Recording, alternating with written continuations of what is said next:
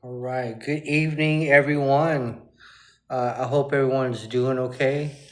My name's Aaron. I'm the prodigal painter.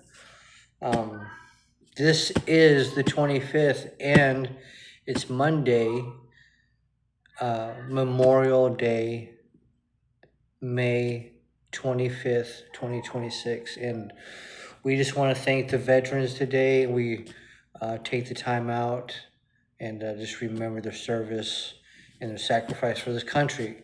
Okay, so that's what it's about also. Believe in this country. This country can be a great country. And it starts with each and every individual and even the service members. So we thank you for that. We ask that they're taken care of from the VA. I mean, it's just basic common sense like that for their service. If they need something, that they should get it immediately. So thank you again. We appreciate it. All right, so May 25th, Proverbs 25. That's what we're going to read today. And we just thank God. We did some work today.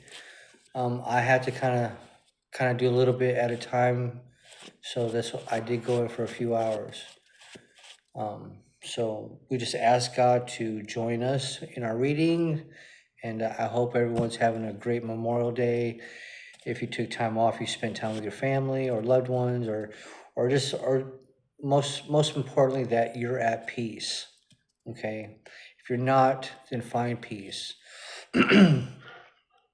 All right, so verse 1, chapter 25, and it says more Proverbs of Solomon. So it looks like these are Psalms now. I know that David wrote some Proverbs and some Psalms. So verse 1, these are more Proverbs of Solomon and copied by the men of Hezekiah, king of Judah. It is a glory of God to conceal a matter. To search out a matter is the glory of kings.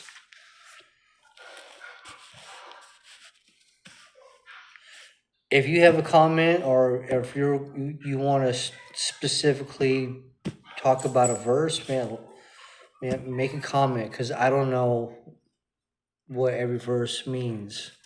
This is why we keep reading it over and over and over, because we're always learning.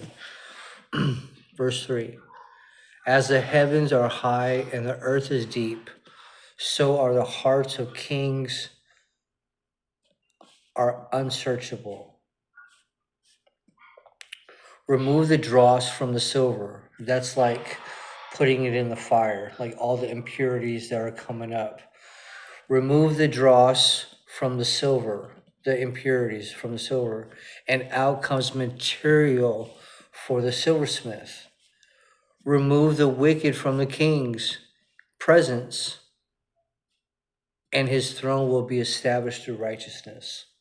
So get rid of the bad people. Get rid of the corruption. Most people, I believe, are good people. Most people are generally just, they want to live their lives. I don't care what country you live in. I don't care what color you are. Generally, most people just want to live about their life and be able to make the money that they make to provide for themselves and do what they want to do. That's pretty much it. So remove the wicked people, and your kingdom, your house will be established, and through righteousness. Do not exalt yourself in the king's presence, and do not claim a place among great men. Be lowly, be humble. It is better for him to say to you, hey, you, man, I've been watching you. Come up here. Come here. Let me, it's better to be recognized than like, hey, look at me, be recognized.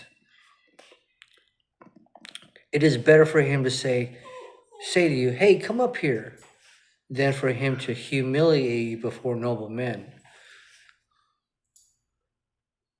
What you have seen with your eyes, do not bring hastily to court. For what for what will you do in the end if your neighbor puts you to shame? Your neighbor knows something about you. If you argue your case with a neighbor, do not betray another man's confidence, or he who hears it may shame you, and you will never lose your bad reputation. I like that.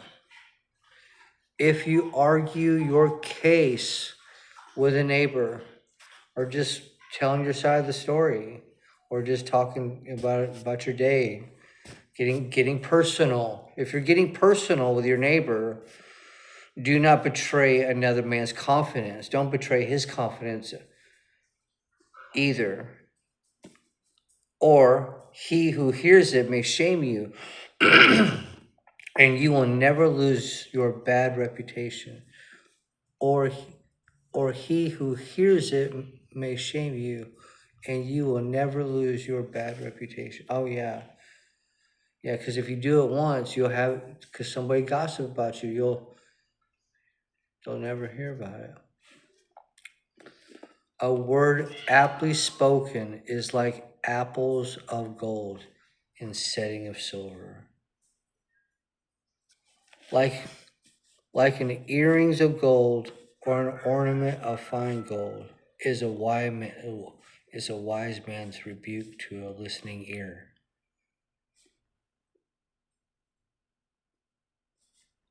Like an earring of gold or an ornament of fine gold is a wise man's rebuke to a listening ear. Like the coolness of snow at harvest time is a trustworthy messenger to those who send him. He refreshes the spirit of his masters. It brings hope. Hey, I got a hopeful message. Hey, this is what I hear. Hey, it's gonna be okay. Like clouds and wind without rain is a man who boasts of gifts he does not give. Through patience, a ruler can be persuaded, and a gentle tongue can break a bone. If you find honey, eat just enough. Too much of it, and you will vomit. Too much of anything. Seldom set foot in your neighbor's house. Too much of you, he will hate you. It's like, dude, don't you have a home to go to? Like, why are you here every single day? Like, okay, like I want space now. I'm getting tired of your personality. People don't need to be at people's homes every day. You should have your own space to go to. Like a club or a sword or a sharp arrow is the man who gives false testimony against his neighbor. Like a bad tooth or a lame foot is reliance on the unfaithful in times of trouble. It's going to fail you. Don't do it. It's going to fail you. They're going to fail you. Look one who takes away a garment on a cold day, or like vinegar poured on soda, is someone who sings songs to a heavy heart. If your enemy is hungry, give him food to eat. If he is thirsty, give him water to drink. In doing this, you will heap burning coals on his head, and the Lord will reward you. So that goes back to that God's word says that vengeance is mine, that we give room for God's righteous judgment, because if we try to do it, it's gonna be wrong intent, wrong timing. It could be a lot of things. So we leave that room for God's judgment. Okay? We still feed our enemies. We still give them drink. We die to ourselves, right? This is what it teaches, to die to yourself, die to your ego, die to your ego, die to what you feel like you need to say. Like, are they gonna listen? Like, why do you feel like you need to say it? When do you need to say it? So die to the flesh. We're learning to die. We're not saying, hey, like, I'm a Christian and I'm just dying to the flesh, because that's like this. You're dying to self. You're literally choosing to say, you know what? I'm not going to say anything.